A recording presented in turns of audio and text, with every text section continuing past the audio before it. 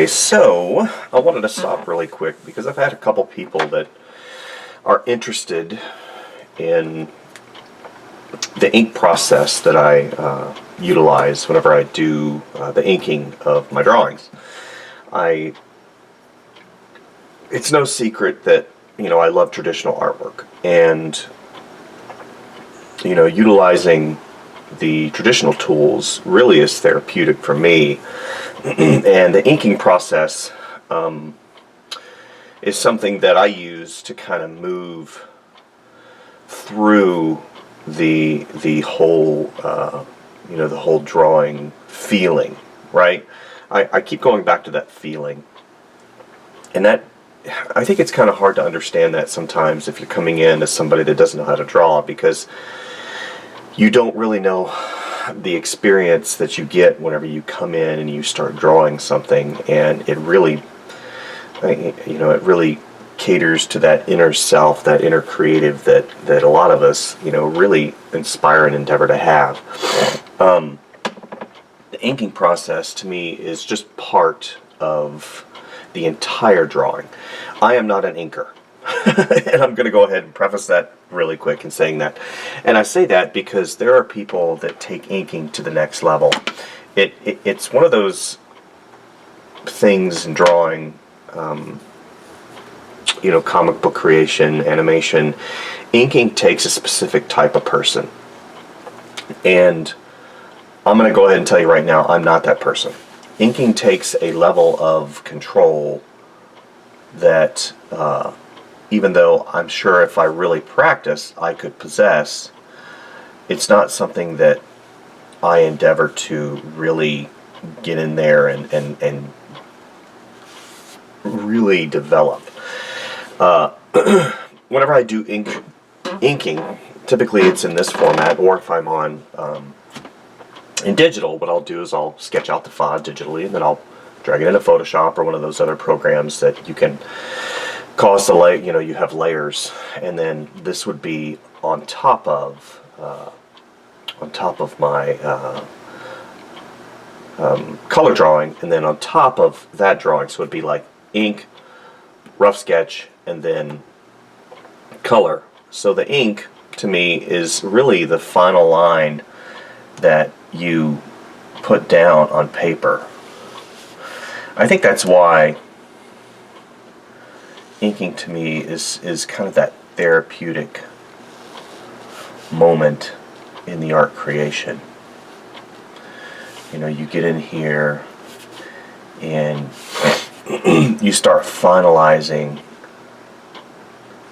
your drawing to what you're going to put the color into.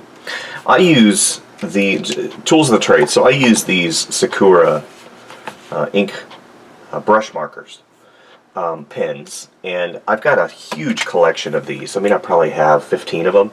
You can get these at Hobby Lobby, or you can order them from, I'm sure, one of the pen outlets online.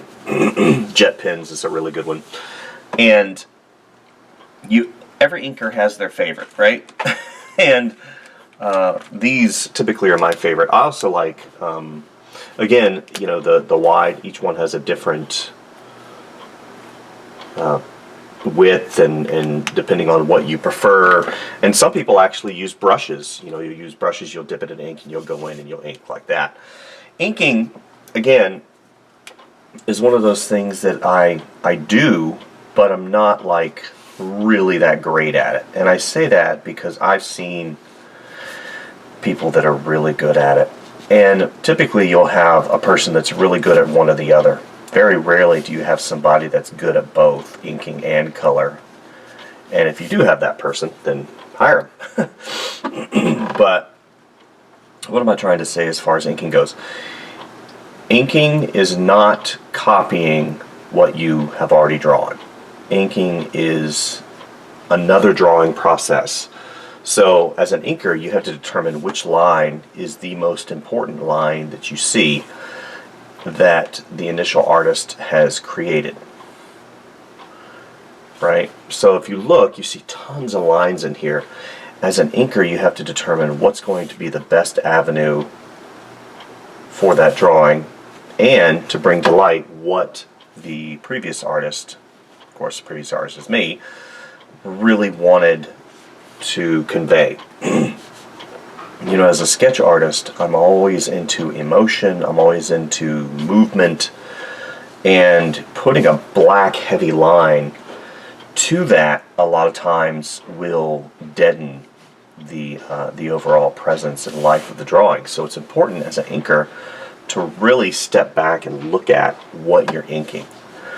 I've talked before on my channel, but if you don't know, there's something called variation of line weight.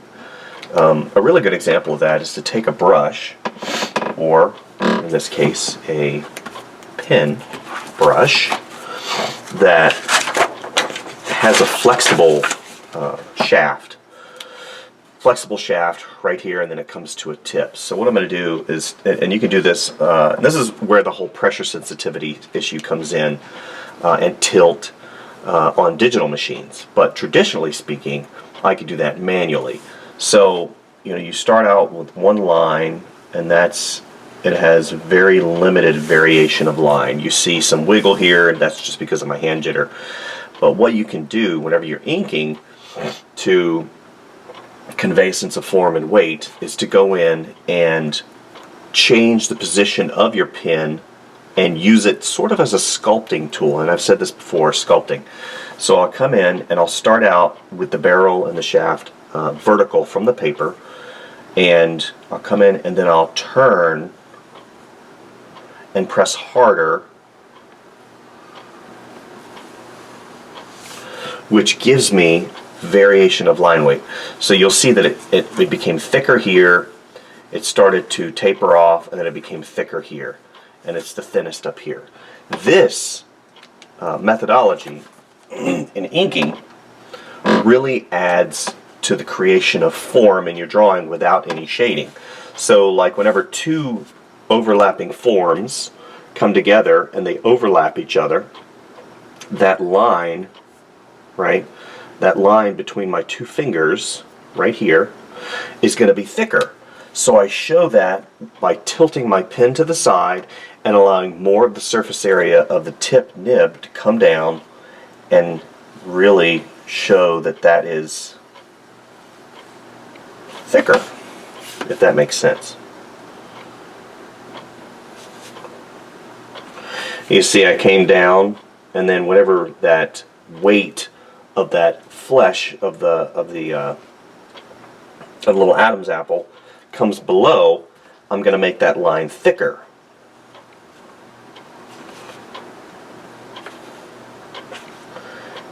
I can remember so many times, that's one of the things that was really impressed whenever I was in my media class in college, was understanding that you can still create form that's height, width, and depth on a 2D surface without using shading or putting in value.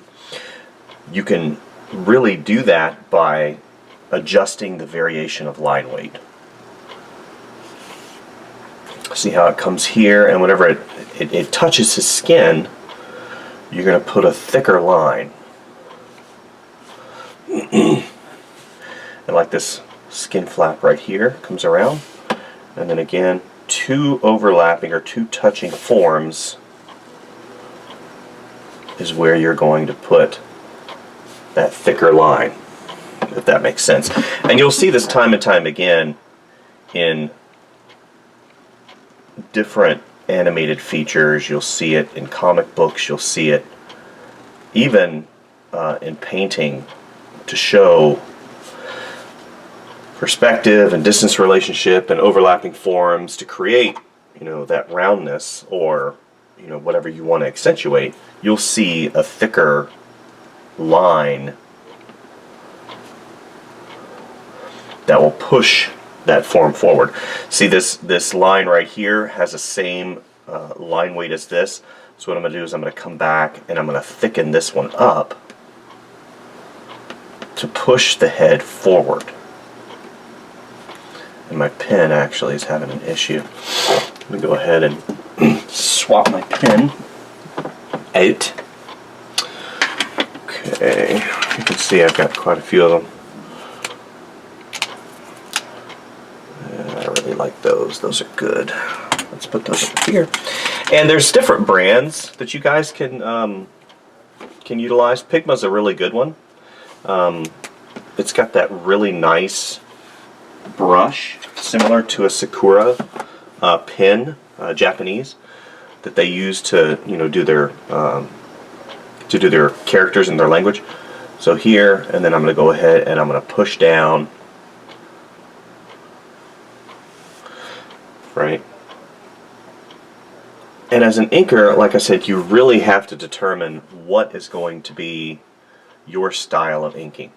Every artist has their style of inking, and it develops depending on the project. It depends on you as an artist and how your style develops and all of that business. I don't want to say that inking is one of those deals that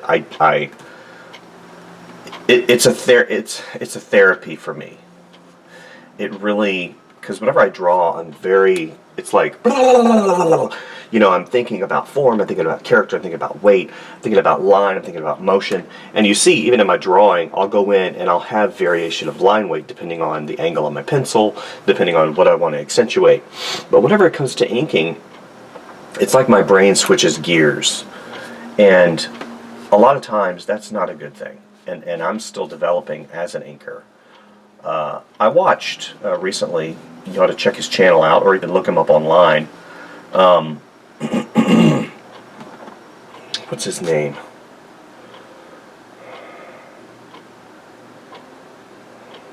It's going to come to me. His first name's Brian. What is his last name? He's going to kill me.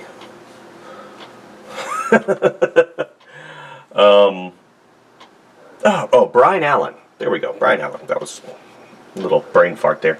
Brian Allen is really good at drawing. He's good at drawing, and he's good at coming up with incredible ideas. He's great at he does pinball backings, and he's the artist that designed Gritty for the Philadelphia Flyers hockey team. And if you look at the way he inks, it's really cool. He does some time-lapse stuff, so look him up. Look up Brian Allen.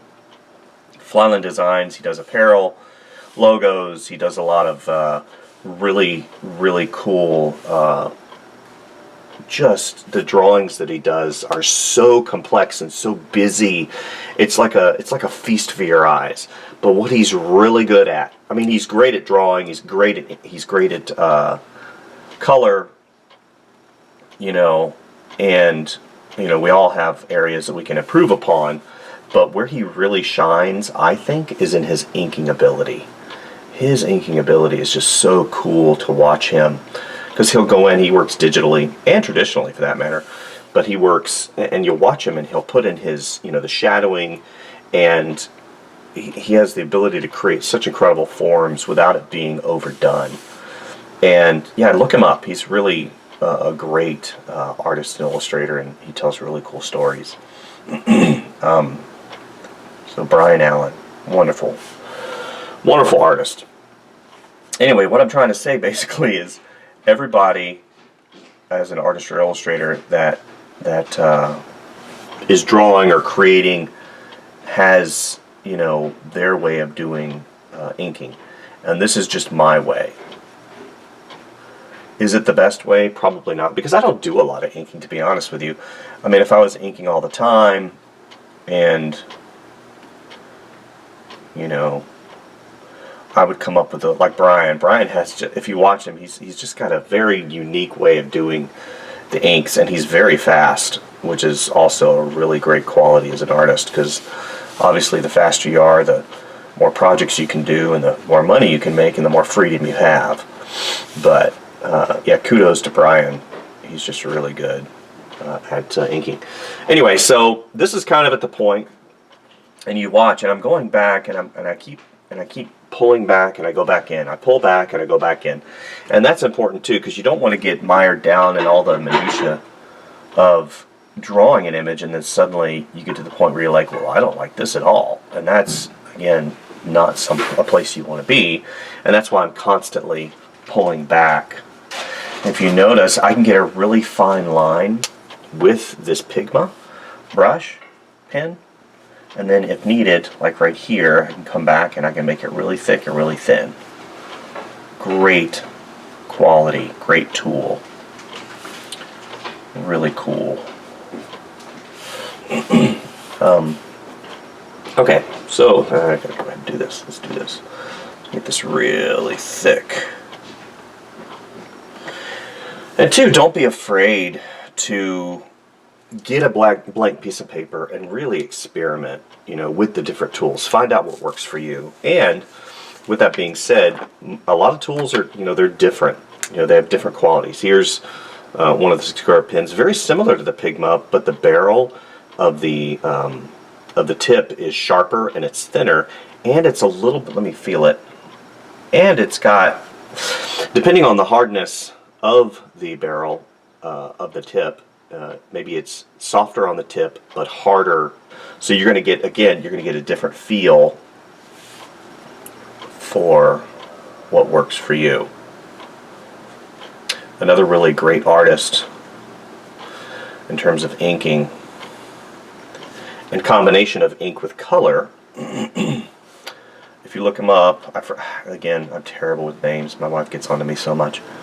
But look up Creature Box. I think it's 2 artists, and the way they ink is just absolutely phenomenal. He uses such a great method, to ink, and his colors are really great, and he works traditionally and digitally. Creature Box is wonderful. So I'm just putting in some simple hairs here and there. I could go in and and I've said this before, as an artist and illustrator, you have to kind of gauge when to stop. I could sit here and pound this drawing into the paper and keep working it and keep working it and keep working it. And sometimes that's, that's a good thing. You can keep working it and then you find your limit. But, in terms of time, you really have to understand and know when to stop. And that's very true in the inking process. So I'm looking at this and I'm like, what can I put in that helps the drawing and it doesn't detract?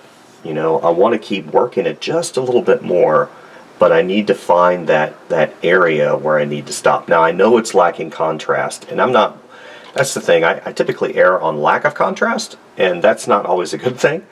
It doesn't really happen in my digital drawings because I can experiment much faster. But like I said, in terms of inking, you can get just really great, like this.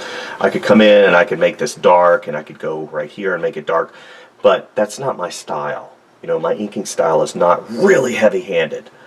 And it's important too, this is very important because we're going to be putting some markers down here in a second. You have to have waterproof ink, because what I'm going to be doing is I'm going to be putting alcohol on it, alcohol markers. So that's very important. You can't use ink that'll smear, it'll get all over the place and it'll ruin your drawing. So now I'm going to erase. That ink did not dry. Wow. This ink did not dry. Huh. Fascinating. Okay, so this is a prime example of a little bit of an error that I'm going to have to end up working around. Yeah, that ink did not dry. This is all wet. Why would that be wet? It doesn't make any sense.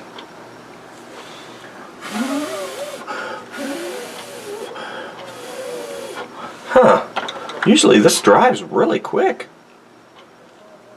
I wonder what the anomaly is. Maybe it's me. Probably is. Anyway, so we're going to come down here. You can see that this particular eraser. Now, it does depend too on what kind of eraser you use. This is a rubber They're called plastic erasers. I'm not really sure what it's made of. I think it's made of like a plasticky rubber material. Yep, there it is again. The ink didn't dry. Okay, so that was kind of weird. I went in and took my piece of paper here and I did some blotting just really quick just to dry the ink. It wasn't drying, which is very odd. That ink typically dries really quick, so I don't know what the issue is. Either way, yeah. Wow. Okay, so I'm going through here. I'm not sure. I'm going to change my eraser. Again, just a different, this is a black 18 Factus eraser. Going in and erasing some of those blue lines. I don't want to get rid of them totally because I like having a little bit of a remnant of that blue line in there, just slightly. And you can see, unfortunately, this is one of the things that you have to deal with whenever you're drawing traditionally, is some of the little anomalies that happen, you know, like the smears and whatnot. And I'll be able to, you know, deal with those going forward here. Erasing some of that blue line. And what's really cool about these erasers too is they don't damage the paper, which is great. Yeah, so I'm going in, just getting rid of some of that blue line sketchiness.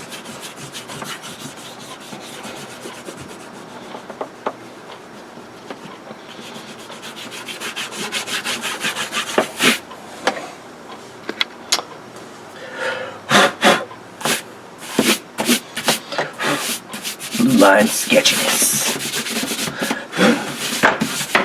Okay, let's get rid of some of the stuff here.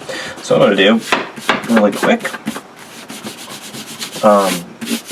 we're going to put in our base color, local color, I like to call it. Okay, let's give them a few more little, well, I don't want to do that because let's go ahead and do this. This ink dries really quick, so we're going to give it a couple freckles here and there. Let's carry this line over just slightly. The freckles are giving him a youth, right? Just a youthful look. There we go. Okay. Let's go ahead and make sure that dries. I don't want to have another mishap. Alright, so I've got a lot of flesh tones here. Barley beige is pretty good. I'm going to go ahead and... Okay. I love Copic markers. Barley beige.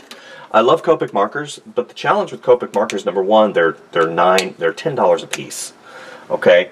If you're not prepared to go and spend $10 per marker, you know, then, gosh, it's one of those deals where you're like, well, they're the best. You pay for the best, you get the best. And yeah, they're really good. But what I've done over the years is I really kind of mix them. I mix the markers. I've got a huge collection of markers from Prismacolors, you know, even these cheap Master's Touch alcohol markers that I got from Hobby Lobby. And they work pretty good for what I use them for. And like I had said before, you know, having the right tool is paramount. Can you work with crappy tools? Yeah. And I would equate these markers that I'm using now to probably be like maybe a 5 out of 10. They're pretty good. And they're cheap enough to where I can burn through them really quickly. I don't really want to burn through my $9 marker too quickly, and especially when I'm working on you know, stuff like this. And you see, even though that ink is dry, you're still going to get a little bit onto the nib, just slightly. And all I'm doing right now, guys, is I'm putting in the local color. Local color is the color without any light or shade. it's basically that flat hue. So let me go ahead and put you guys on time lapse really quick while I go ahead and put in all the local color.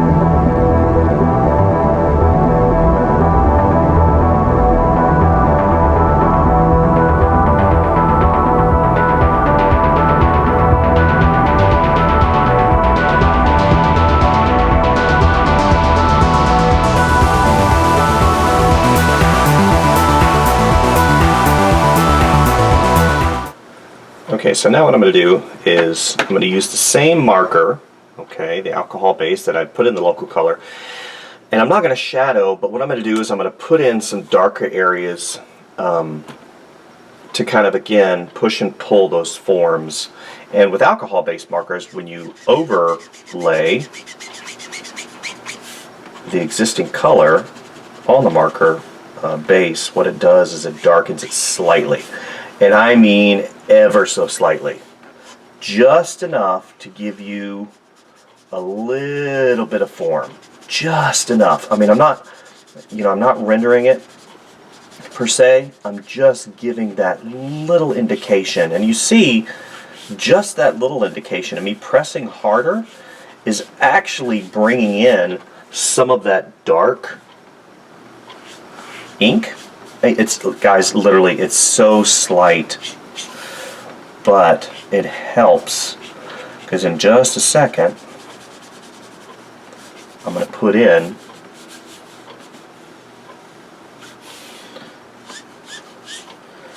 some of my, not shadows, I haven't gotten to the shadow stage yet. I'm going to put in some of those alternate colors that skins, and skin types have. Okay, so I want the light to be coming probably from just the top. So I'm going to go here. Got in just a little bit more. A little bit more. And I'm using the side of the marker much more than I am the top.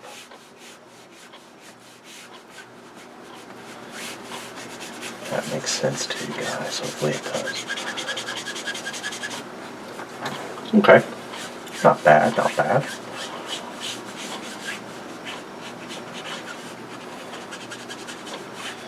And if you know anything, it probably behoove you to go ahead and study face colors, skin colors, different types of skin, where the skin changes color on the face. Like on the nose and on the tip of the nose, you're going to get more blood flow because the skin is thinner. Underneath the eyes, you're going to have a red, rougish hue. On the ears, since it's cartilage and the skin is really thin, you're going to have more blood flow, so the ears are going to be have a more of a rouge, reddish tinge. So that's what this particular marker is for, right here. You can see that I've literally gone in and just used the poop out of it. And see, now what I'm doing is I'm going in and I'm changing that local color slightly. Like the tips of the ears, you're going to have kind of that red hue. And what's really cool with the alcohol markers is you're blending. It's going to be really red down here.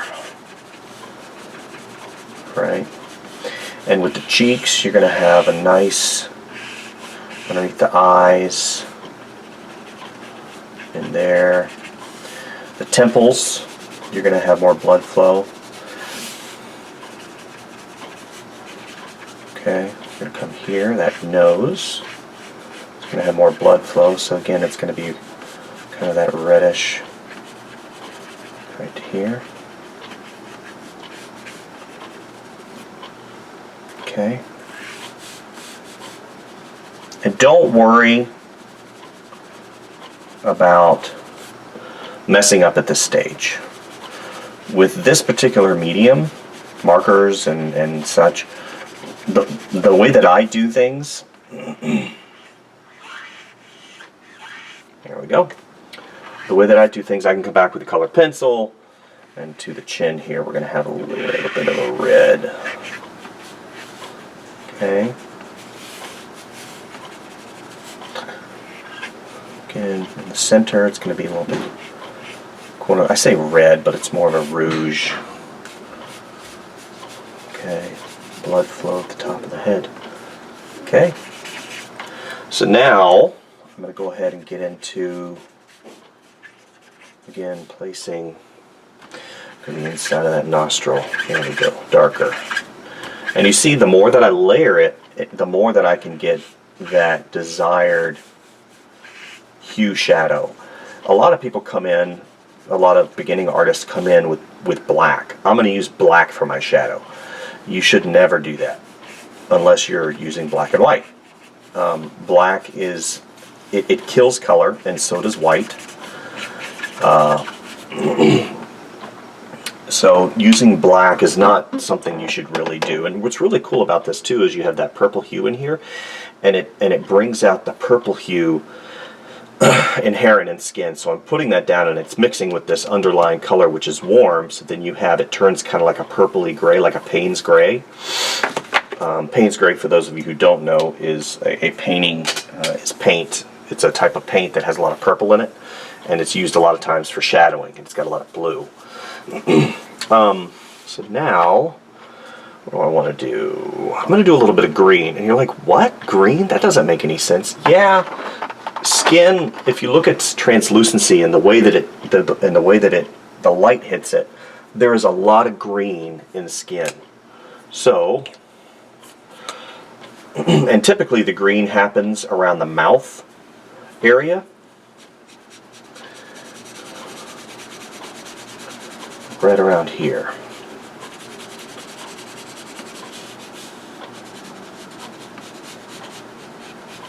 And I'm just barely, I'm touching it. It happens around the corner of the eyes too. The inner parts of the eyes. I don't know what it is. Maybe it's the way the light hits it, but it's there. A little bit here and there. And I'm not blanketing, meaning I'm not just coloring things in blindly. And two, the opposite on the color wheel, the opposite of red is going to be green. So whenever I put it down, instead of it acting as a green color, what it does is it's the opposite, and it turns it into a nice kind of a neutral. So I'll go ahead and do this. You're going to see now that's pretty green, so I'm going to have to change that a little bit. So we'll bring the blue, the light blue. Whoops. And see, I use my Copic markers so much.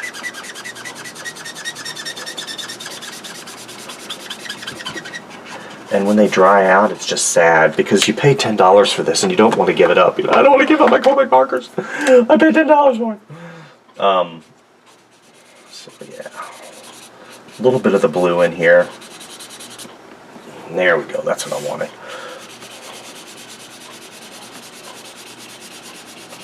I'm going to have to put a warm color on top of that. So let's go ahead and go back to this. And you see, it's like each consecutive color, you're going to saturate the paper a little bit more, but you can really change the value. Watch, I'm going to put this on, and it's going to change the value because I'm putting it on top of that cool color. And this is a warm color, and it turns it kind of that neutral. See how that works? Yeah, that's good. So then I'm going to go ahead and get a nice blue. No, we're going to go purple. I'm going to go purple like a lilac because I want it to bounce. There we go. So I'm going to put in, again, we're putting in the local color. And two, I know that I'm going to put highlights in here, but it's harder to put in highlights than it is to utilize the paper as the highlights. So I know that light's going to hit some of these hairs, so I'm going to leave some of these hairs. If you look, I'm not coloring it completely in. I'm still utilizing the white of the paper.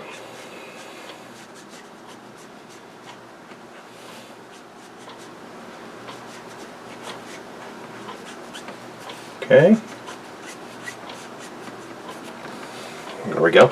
So now I'm going to come back in and I'm going to go ahead and put in a little bit of the, I call it hue shadowing. Just a hint. Because that marker, once it hits it again, it's going to reaffirm and saturate and make it more brilliant. Not shadowing yet. Okay. Actually, let's make his eyebrows.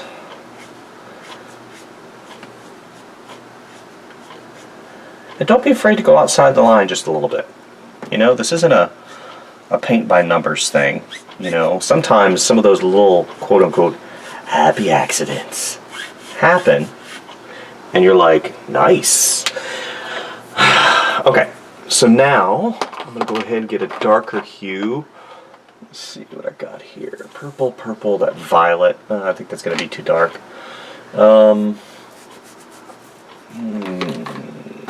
That's not bad.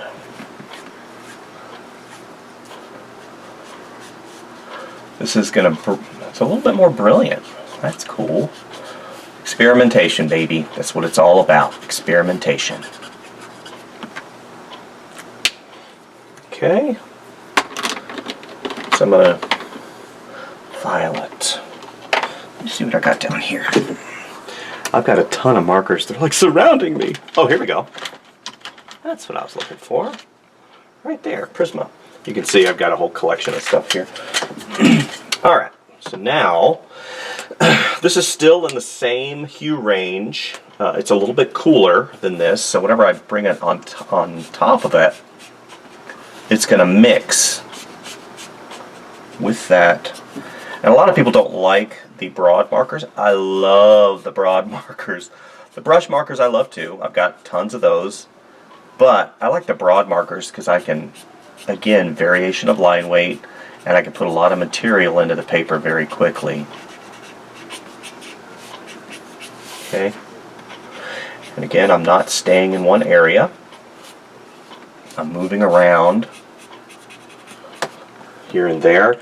Okay, so now I want to do something with his glasses, so let's go ahead and do a couple things. Go ahead and color in his little eye ring. Do I want to make those black? Yes. Now you're thinking, well, just use your pigment. Well, this has a much broader stroke here. And I'm not coloring it in. I'm remembering that it has form, so there's going to be highlights, and I want to utilize the paper as my highlight. Oop, I forgot to do something. I get colored in that ear. That's going to aggravate me. Okay. Okay, so we're going to color that. Shade that in. Good.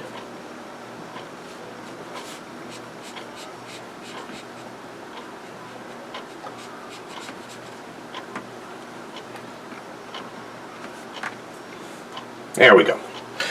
And again, it's good to step back and look at what you're doing. Oh, the gauge. I wanted to color or shade in that gauge, fill in that area right there. Okay.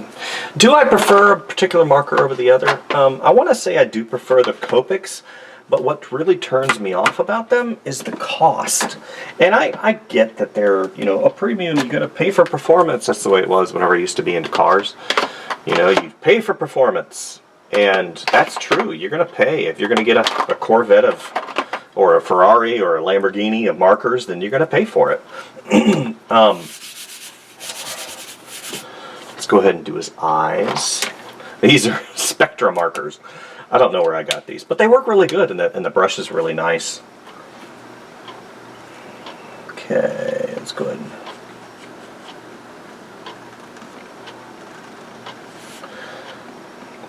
color that in slightly. Again, we're at local color stage with the eyeballs, and you're going to see. And two, I know the construction of eyes and the way they are, you know, with the iris that opens and closes, and then you have the dark pupil. You have the iris that it flexes, and it depends on how much detail you want to put in. So what I'm going to do is I'm going to utilize the same marker. I'm going to go back, and I'm going to just putting in some of those muscles of the iris.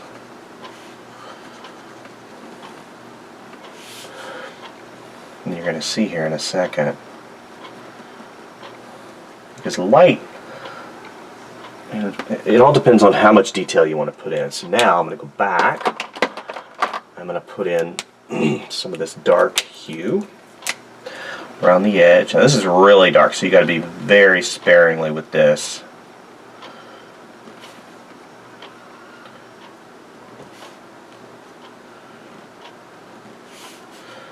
Right.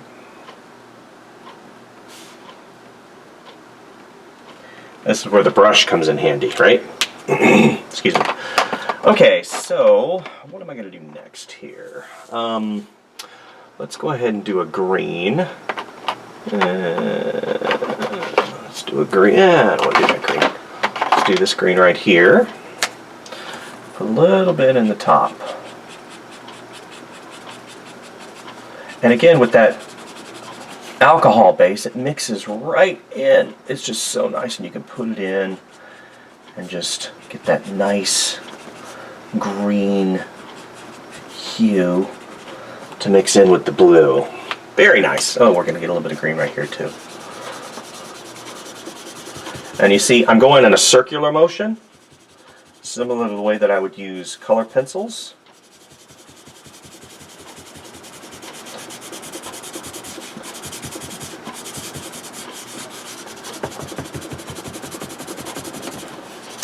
It merges right into that warm hue to give it a nice. I've kind of neglected the forehead a little bit. Let's go ahead and bring that into the fold. Okay, next, I think what I'm going to do is go to my lavender and my violet. The violet's really cool because it can act as a shadow, or at least a temporary shadow, before you start putting in your shadows. And again, I'm not putting in no black. I haven't. The only black that I've put in here, yeah, it's almost out. You know, see, that's what happens with these. It dies. It's almost dead. No big deal. Let's go over to. Let's see what I come down here in my other markers. I need to buy another lilac. I need to buy the lilac. Oh, here we go. Well, let's do this one right here. This one might be dead too. No. Okay, so now I'm going to go in and I'm going to warm these shadows up in the areas that I want to warm them up. See what that does? And I'm not sitting there just blindly putting stuff in. That's not the way you should use markers. That's, you know, there we go. I'm going and utilizing the form. Maybe he's got a little sunburn on his head. And I've got that center line that comes down, and I'm going like this. There we go. A little bit of red on top here. That nose. And don't be afraid. Don't ever be afraid to get in there. I say, don't ever be afraid to mess up your drawing. See what that does is suddenly it becomes a little bit more blood flow. There's a balance. You don't want him to look like a zombie. I was at school at Ringling. We had the opportunity to go to the University of South Florida, their morgue, and draw corpses. And you're like, that's morbid. Well, no, it gave me a real understanding of the way, you know, tissue, like zombies, and how the tissue, you know, the colors and the way the muscle structures underneath. And it's important that you do that. You know, it's all part and parcel of the education that you're paying for. Because it was free. They you know, paid for it. Okay, so let's go ahead a little bit darker here on his brow. I say darker, but it's actually, I'm putting in that red hue. Let's go around the nostrils slightly. Good. Okay. Underneath the eyes. Alright, now the first time I'm going to introduce a neutral, which would be like a gray. I'm not putting black in there, but I am going to put gray, but it's going to be a cool gray. Okay, I'll show you the difference here. Cool gray, cool gray. So right now, if you look, this says cool gray 50%. This says cool gray 30%. And you know what's funny is as this particular company, Prismacolor, you can see this is more of a neutral warm, and this is actually bluer. So I'm going to utilize this one. These are old, so hopefully they'll work out pretty good. So we're going to go ahead. We're going to start putting in some of these shadows here.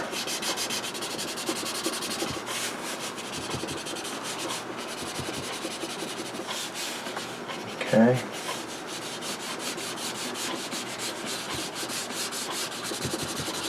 And literally I don't have to do much. It's just barely, just a hint to kind of push and pull that contrast slightly. I'll get in that here in a second. And with skin, you'll get little marks here and there. They really help add to the believability of the particular individual. Maybe he's got a little bit of a 5 o'clock shadow down here, so let's go ahead and shade that in. And what's great, whenever the markers, you know, lose their ink, they lose their life, they act sort of like a pastel pencil, and you get such incredible quality. Okay, so that's good. Let's go ahead and do the 50%, and we'll push back some of those areas. There we go. And two, with the brush, whenever it gets at the end of its life, it loses its firmness. It's like it's all willy-nilly all over the place. So, you know, okay.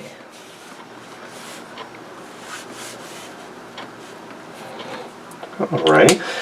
Okay, so the final color that I want to put in is going to be Spectrum Green. Give me a second, I gotta think. No. I'm going to do yellow. You're like, you're going to put yellow? Where are you putting yellow? I'm like, over the entire screen of the eyes. Similar to like an overlay. So watch.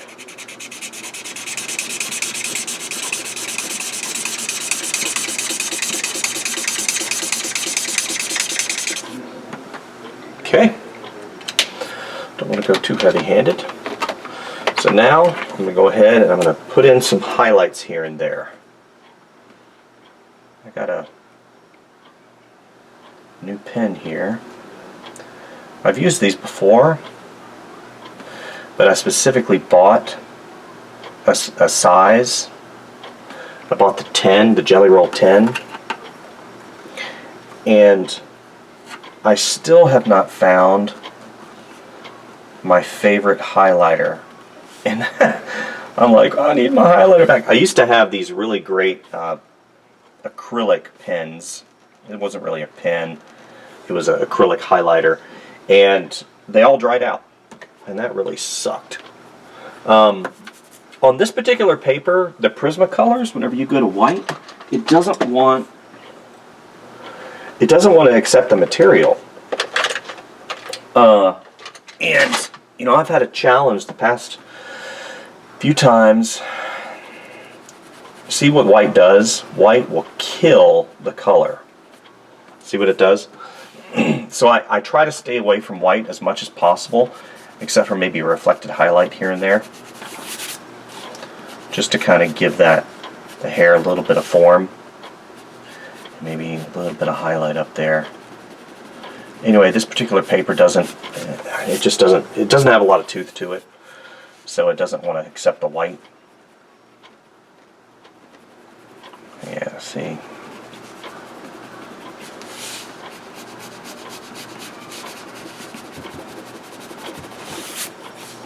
So let's go ahead, do a couple little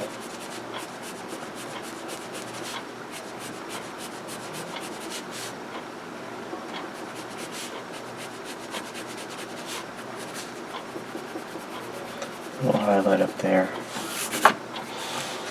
a little highlight here and there.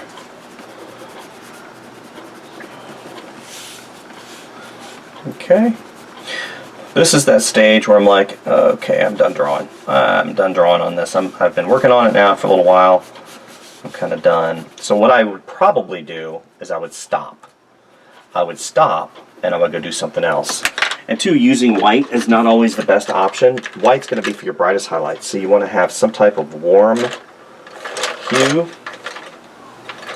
Similar to this. This would be a good highlight for skin. This is sable. So you go in and you just start warming things up. It's that differential between cool and warm that gives you a dynamic piece. So let's go ahead and warm this up here. Even just that little color pencil is going to change. It'll change the way the piece looks.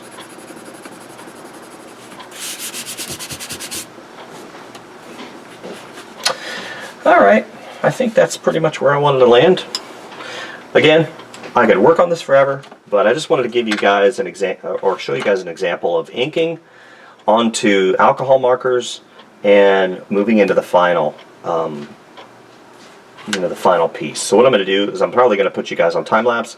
I'll do a simple background element and put some color in there and maybe do some additional highlights. So thank you guys, and we'll see you soon. Enjoy the time lapse.